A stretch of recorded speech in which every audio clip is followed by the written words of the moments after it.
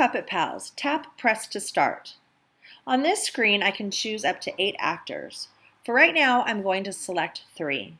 Once I've chosen 3, I'm going to tap Next. Here, I can choose up to 5 backdrops. I'm going to go ahead and select all 3 of these backdrops. Then tap Next. This is where you'll begin to create your story. So I'm going to take my characters and move them out of my background. Now I can make this larger or smaller by sliding the arrow.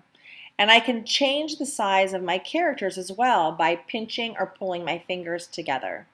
So I'm going to go ahead and put the dragon back here and this little chipmunk over here. And then at the top, once I hit record, right there, you'll see I can start moving things in, and this is going to start recording my screen. So my chipmunk's walking in, and I'm going to make my dragon get a little bit bigger here to kind of scare the chipmunk. And I'm just stretching it out, pulling it out with my fingers. To get my character to turn direction, I just tap him twice and he'll move around.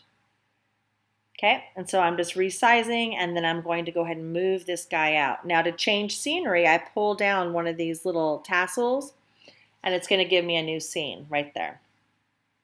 So now I'm still recording, so my chipmunk's going to come in towards the castle, and then I want to use this fairy, but I'm going to make her smaller, and I'm going to move her right here.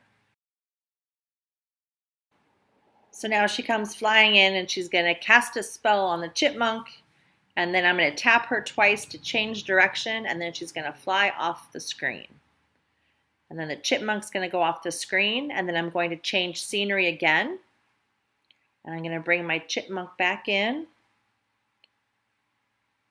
And then the dragon's going to reappear. So I'm going to drag him so he comes over to this area. I'm going to make him big, and I'm going to move him into the recording area. Now my chipmunk's going to get bigger, and he's going to punch the dragon out, and the dragon goes away, and the chipmunk, I'm turning him around and around to make him look like he's dancing. I'm going to stop my recording, and then I'm going to hit the save button. And when I do that, I can put in my title, which is going to be my first name, and then I go ahead and tap save. And then it says success, and I say, yes, I want to see this in my save files. Next, I'll tap play to watch my video. Now, you'll notice that everything that was inside that background is going to be showing. The stuff I was doing on the outside of the background when I was resizing my characters and moving them in and out, you don't see that. You only see what is recorded inside of that background. Now, also, anything that I was saying, if I was narrating this, as if I was telling the story and saying something like, the chipmunk went into the cave and he was scared by a giant dragon, and then he went to go find the princess. You can go ahead and tell your story, and then when you go back to play your story, it will also play your voice.